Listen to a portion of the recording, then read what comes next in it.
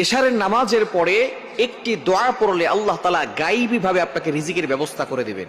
এই দোয়াটা নবীজি সাল্লাল্লাহু আলাইহি সাল্লাম নিজে তার কলিজার টুকরা ফাতেমা রাদিয়াল্লাহু তাআলা আনহাকে শিখিয়ে দিয়েছিলেন। খুবই চমৎকার একটি দোয়া। একবার নবীজি সাল্লাল্লাহু আলাইহি সাল্লামের কাছে কিছু বকরি হাদিয়া এসেছে। হযরত আলী রাদিয়াল্লাহু তাআলা সেগুলো দেখে বাসায় আসছেন। হযরত আলী রাদিয়াল্লাহু তাআলার বাসায় কোনো খাবার ছিলেন না। তিনি বললেন ফাতেমা রাদিয়াল্লাহু তাআলা আনহাকে যে তোমার বাবার কাছে অনেক বকরি হাদিয়া এসেছে, তুমি যাও নবীজি সাল্লাল্লাহু আলাইহি সাল্লামের কাছে তুমি গিয়ে চাও আমাদেরকে কিছু যাতে করে বকরি দিয়ে দেয়, আমরা যাতে করে সেখান থেকে কিছু খাবার আহরণ করতে পারি।